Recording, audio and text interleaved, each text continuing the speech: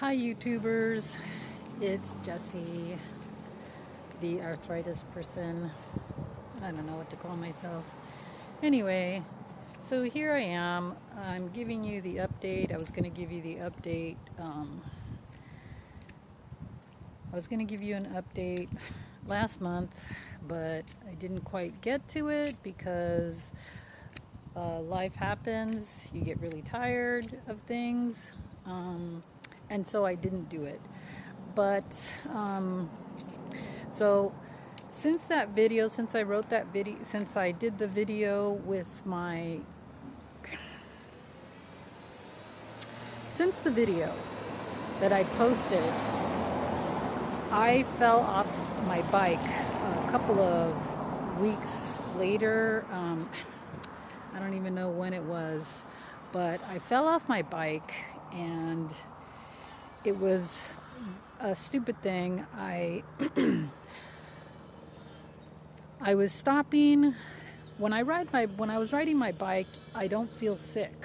I'm using my muscles. My knees don't hurt. Nothing hurts. So I forgot that when I plant my feet, it hurts. So I usually stop on the bank of the curb. I usually stop on the bank and I put my foot down and then I get off my bike. So, but this time I decided, I'm just gonna get off my bike like a normal person does. Well, I don't really know how a normal person gets off their bike. You just kind of flop over and put your foot down, plant it down, and it's good. Well, what happened with me is I stopped. I was almost at a stop. I thought, I'm going to get off the bike like a normal person. I went to get off the bike and I planted my foot and I recoiled because it hurt so bad. I forgot that I was in pain. Yes. So I recoiled.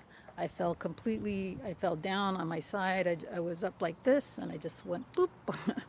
And I hit my hip and I hit my arm or my elbow. Then I heard a crack. It was probably my tendons. But anyway, so the next day I wasn't feeling all that bad, but I wasn't feeling all that good. And I thought, well, I could ride my bike again. So I rode my bike again and I could feel some kind of a pain. Well, then the third day I decided, well, I'm going to try to ride my bike again. And as I went to go ride my bike again, I felt this really sharp pain when I put my foot up to get onto the pedal. I was sitting on the bike, put my foot up so I could start to pedal, and I felt this really sharp pain. And I thought, well, maybe I shouldn't ride this bike.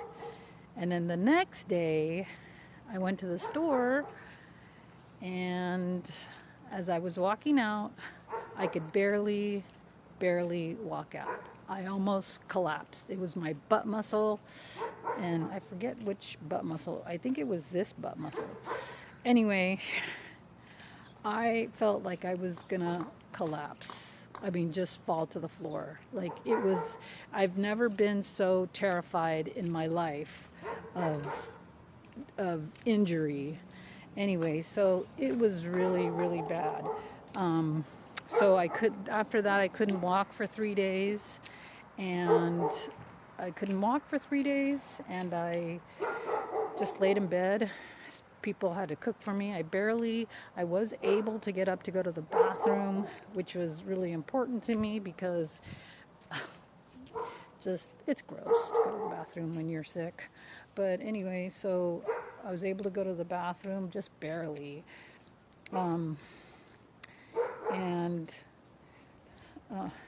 I mean poop.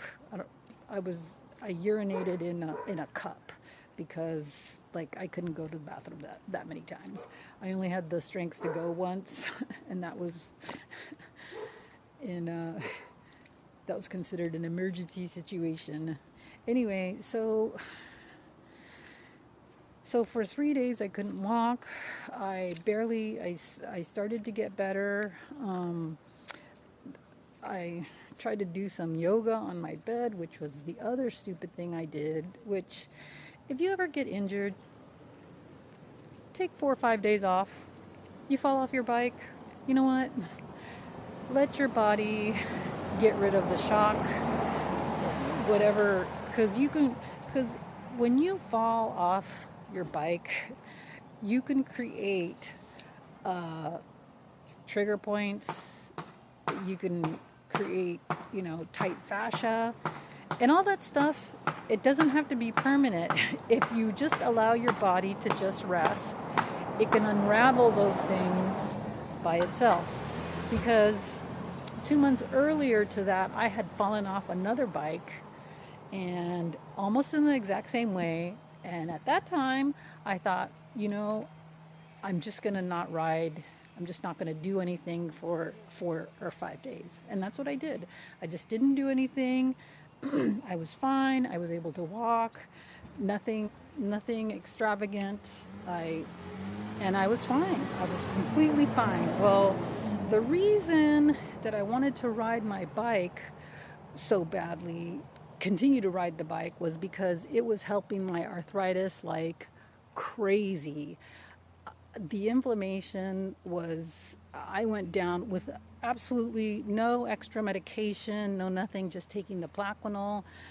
The inflammation was just getting, just so much better. I was able to walk better. Everything was getting better just with the riding a half an hour every single day.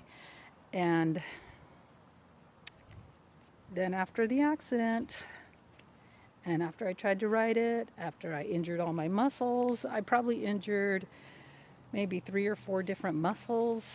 I had to relearn to kind of walk again. It was just horrible because, I wanted to continue my progression, and what I did was just put myself back about 2 or 3 months. And now, I can't say that I'm totally, I'm not healed from that yet, but I'm a lot better than I was, and I am better in terms of my walking because I've been doing glute exercises, and that has helped my walking. It hasn't helped the inflammation, but it has helped me walk better. Like, I have a little bit less pain, so my knees are still inflamed exactly the same as they ever were, except I walk better now because I have glutes now. It's taken me about 5 months of doing glute exercises that I finally have glutes. I can actually feel them, and it does help with the walking, because I had no glutes whatsoever, like nothing. There was nothing back there. And now I have some. Okay, so I'm at my spot where I do my walking for you guys. So I'm going to do that.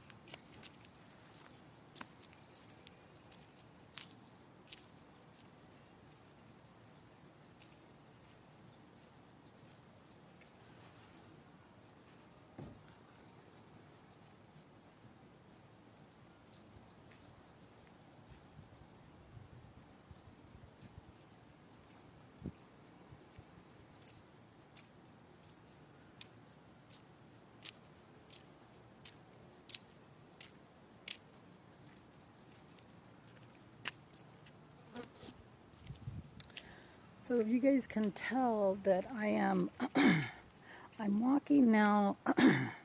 I used to walk moving my hips. So I would walk, I don't know if you could see that. So I would walk kind of like this.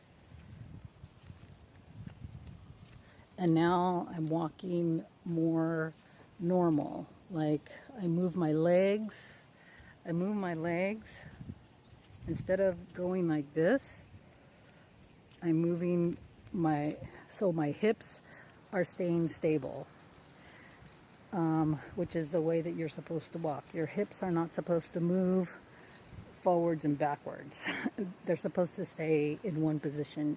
Your shoulders are supposed to move forwards and backwards. or your arms are supposed to move forward like a little robot. So I'm walking better, and that has a lot to do with the glute exercises. And riding my bike, I got a stationary bike, or I just got a trainer. I had a old bike that I got, and then I just put it on a trainer. They cost about $100. I mean, the cheap, disgusting ones. So I just got, I returned the bike that I had, that I got, and because I had 30 days to return it, so I returned it and just got a little trainer. And the stationary bike works well. It's not as good as riding a bike, because when you ride a bike, you use all of your muscles and all of your body, because you're constantly balancing. So that's why it's good to ride a bike on the street if you can. But in my case, I cannot ever risk again falling. I could move, now that I know that now that I'm more aware of, I always was aware, but I don't know, it's really weird. When you constantly hurt and then you don't hurt, you really want to forget that you hurt. I don't know if that makes sense. But I think that that's kind of what happens to me after I ride my bike. And even now, still on the stationary bike, when I get off of it, I still feel like I still want to get off quickly, but I always have to remind myself I can't get off quickly, because you don't feel sick, you don't feel sore, you don't feel, I don't feel any pain. Well, I feel pain in my in my arms right now. So I have my elbow that is still reeling from the accident. And by the way, my doctor, my general practitioner, allowed me to get massage therapy for it. So, he wrote me a prescription for it.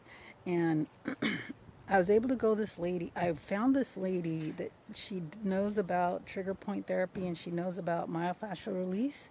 And so she has been helping me. And let me tell you something. She massaged this arm, so my left arm. And when she did all the myofascial release stuff on it, like, my fingers stopped hurting. Like, they're still, like, I can't close my hand, but it doesn't hurt. But this hand, I can close it better, but it hurts. So go figure. As soon as, for about 3 weeks after the accident,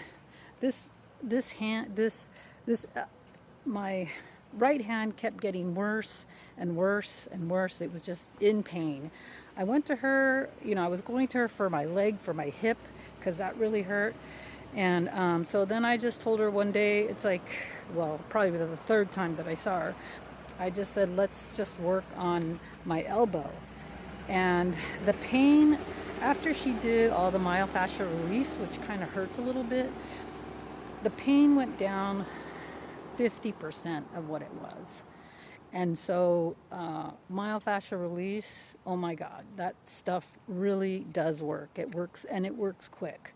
So I couldn't do this without being in pain. So there is pain, but it's not really that much pain. I mean, so I would call the pain that I feel right now doing this is about a 1 or a 2. If I took a weight, it might be, 5. So, but I couldn't even lift a weight, nothing. I couldn't, even lifting something really light would make it hurt. So she really did an awesome job. So it's the morning, I'm getting the morning sun. The other thing that I also wanted to say was I'm not taking the deuterium depleted water anymore. I took deuterium depleted water. I went down to 10 parts per million. And that company, I don't want to name the company, but if you get, that company gives you a refund. So all the other companies that I've tried, they don't give you a refund. One company that I did was 130 parts per million, and they tried to make it on their website as though they as though it's lower than that, but you have to like scour through all of their, you just have to click a ton of times through a ton of different texts to get to what the parts per million. And even when I looked it up on the internet, now they have it on the internet. You could actually Google it now, and it does say, it does have a page, but it didn't before. So they changed something in their company. They knew what they were doing before. So I wouldn't buy from them. It's 130 parts per million, and it's in glass bottles. That's all I'll say. But so they're not a very good company. I wouldn't buy from them. I would buy from the company that gives you a refund, because some people change their mind. Some people really don't need it. I mean, if you're not as sick as I am, you really don't need the deuterium depleted water. But I wanted to say really that deuterium depleted water was really what got me on this journey of really starting to heal myself, because the deuterium depleted water allowed me to just start moving more, and moving more helped with the inflammation. And then of course I'm not taking the prednisone, by the way, anymore, like at all, not even. I have a ton of it, but I'm not even taking it for my liver now. I just decided to stop and see, how everything goes. I might start again and see what happens, but I went down to 25 milligrams. I think I wrote that on my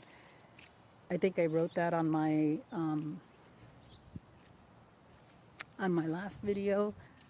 I wasn't taking as much prednisone, so I think I ended up taking 20 and 20 Saturday and Sunday. So 20 milligrams, that's not really much, but I didn't take it this past weekend, and I don't know why I didn't. I just didn't. I didn't really feel I had the need for it, but I mean, my knees, they really hurt. They just hurt. So, and my elbow hurts, and so I don't know if that's from not taking the prednisone. I'm still taking the plaquenil and the ursodiol for my liver, so I'm going to see if my enzymes have gone down, and if they have, then I'm just going to stick to the plaquenil and the ursodiol. And the bike riding, the exercise helps with the inflammation. It does. It just does. If you know anybody who has arthritis, get them a stationary bike and just pedal away. Start with 10, 15 minutes a day, twice a day. This is a prescription, by the way. And then just move up from there. I pedaled just an hour on light, just to get the synovial fluid moving in my knees, from my knees, and that's it. And it does help the rest of my body. But yeah, that's important. So back to the deuterium depleted water, that is really what helped me start to move around more. And as I moved around more, I think it helped my arthritis. I'm starting to do some stretches that I couldn't do 5 months ago, and that's just barely. I've just barely started to stretch a lot more. I'm being way more consistent with it. So every day I stretch, I do some kind of a stretch, and they're not super complicated stretches. They don't hurt. Stretches are not supposed to hurt. I do one that's kind of a little tiny bit uncomfortable, but it doesn't hurt. So that's the main thing about stretching, is it's never supposed to hurt.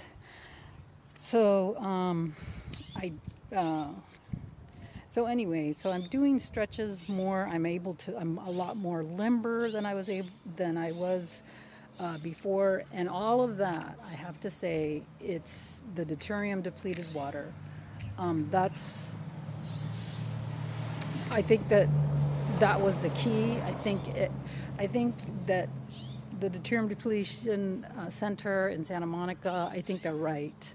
That was a biggie because it lifted the depression that I was under, that I didn't know that I was under, and it gave me energy. So it helped with the fatigue, it helped with the mental part, and then that allowed me to start moving. And as I started moving more, I became more limber.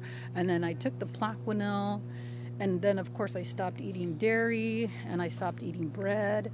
So the deuterium depleted water, so it takes away the depression. So I was able to get off, not that I was depressed and I was eating bread, but maybe, you know what I mean? It's like you when you're depressed, you don't care. You just don't. And so I was eating bread, gluten. I knew I was kind of intolerant to it, and I knew that I was intolerant to dairy, but I just kept eating it because, I don't know. I guess when you're depressed, you don't want to believe stuff about food that brings you comfort. So anyway, getting off the gluten, getting off the dairy, they're the two biggies in every single arthritis article, magazine, paleo medicina in somewhere in Europe. I forget if they're in Switzerland or they're in one of those countries over there. But paleo medicina, they work a lot with the deuterium depletion center in Santa Monica. But they're big, huge, no dairy. For people that are sick, it's like no dairy whatsoever. So, I knew the writing on the wall. I knew all the literature on it, and but I still was like, well, it's raw, and it can't be that bad if it's raw, but no, even eating butter, I noticed that it causes stiffness, so I still miss the dairy, but I found like coconut ice cream, like that really does match regular ice cream. If any of you guys, Coconut Bliss, that company, I wish that they would lower their prices, more people would buy the product because it's a really good product. It's just delicious. Their chocolate bar is like a regular chocolate bar, regular ice cream chocolate bar. You will, if you love ice cream, which I do, that's a good one. Anyway, so my diet I have been a little tiny bit more liberal with my diet. I bought some gluten-free bread, which actually was not very good. I ate it for a couple of days. I ate like bologna sandwiches or something like that, or turkey sandwich, bologna and turkey, and it did cause pain in my wrist and in my fingers. So that was like not fun, and I still have some of the pain from that. And but I'm not going to eat that for a while. It is gluten free, but it does have grains in it. So it's really true. The whole other thing with arthritis, on terms of the alternative world, grains are they're a big no-no. They just are. You can't. Dairy and grains, gluten, they're the three biggies, and that's all there is to it. I don't do vegetables very much either because I started doing vegetables. I did green beans, carrots,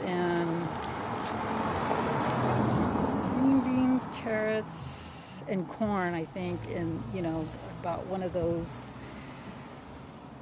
frozen mixtures, country mix vegetables, something like that. And I have a little rash that was gone for months and months and months when I started taking the Plaquenil. And after I ate vegetables for 4 days, that rash came back. So it was either the corn, the green beans, or the corn, the green bean. Well, it couldn't have been the corn because I eat corn tortillas, and I've eaten corn tortillas for 3 days in a row, probably about 3 or 4 of them each day. And I do that with carbs, with the starchy carbs. I'll eat them for like 3 or 4 days and then not eat any for 2 weeks. But anyway, so the corn never did that. So it was either the carrots or the green beans that caused this rash to come back. So I'm not a huge fan of vegetables. And Sally Norton, she talks about that. I mean, I think if you can handle vegetables, I think you should eat them, but for some reason my body can't handle those vegetables. And I've had other interactions with vegetables that have not really been too great. So I'm not a big fan of them.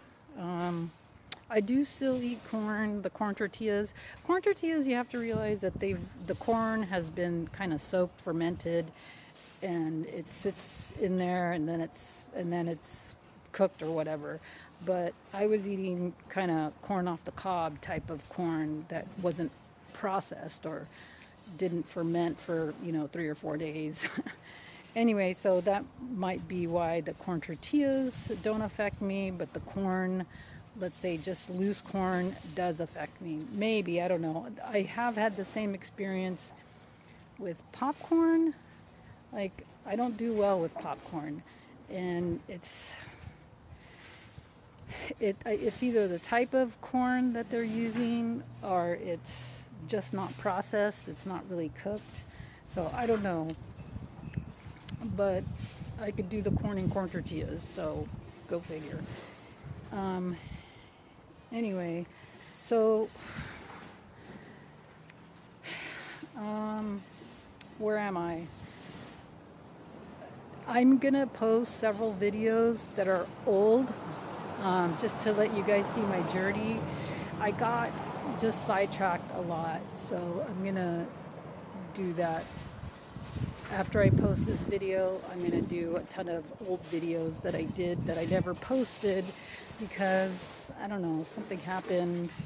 I had a comment that was maybe not, I don't know, I had a comment that kind of scared me away from doing YouTube, but then I thought, no, can't do that. There's always bad comments that you can get, and you shouldn't be scared.